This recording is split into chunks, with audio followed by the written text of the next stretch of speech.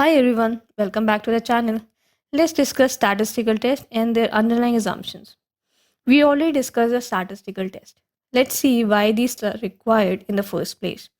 For that, we have to go to the beginning, where most conclusions were drawn from an observational standpoint, such as we know when summers and winters will arrive.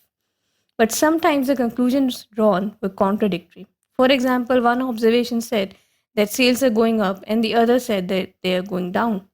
So, which conclusion should we trust? To solve the issue, statistics address two problems. One, proper representation of data by using measures of central tendency and the spread of data, among which mean and standard deviation became the most popular.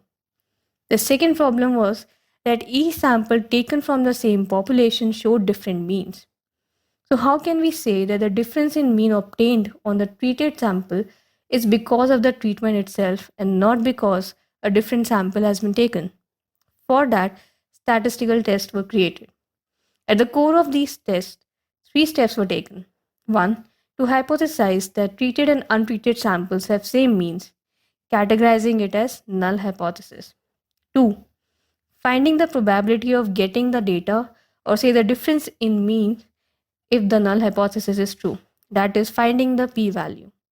And three, to find out if the p-value is low or high by comparison to alpha level.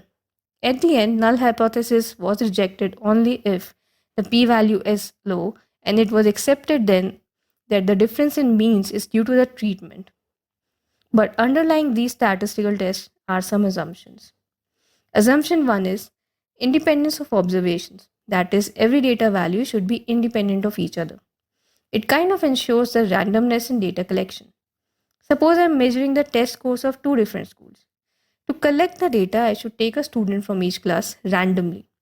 But what if I take two students from the same class? Considering that the class have the same teachers and courses, test scores of those students could be similar and thus the data values will not be independent.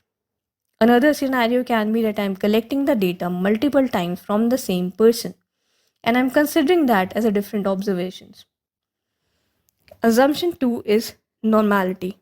It says that the distribution of means follows normal distribution. That is, if means of n number of samples are taken, then they will show a bell-shaped curve as the value of n increases.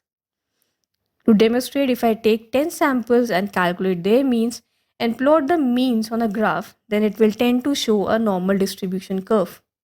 One of the reasons for this assumption is the central limit theorem that says that distribution of means of samples taken from the population tends to follow normal distribution. This is generally evident when the amount of samples taken is equal to 30 or more samples. Another reason is that when the tests were developed, there weren't so many modern day computers.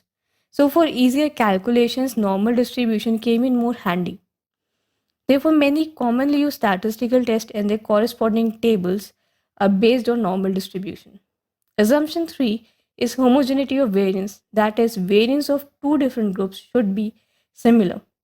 The reason for using this assumption is that some tests compare the variance within a group to the variance between two groups. Another reason is that we always take null hypothesis as true in the beginning of the test. That is, we are saying that both groups are taken from the same population.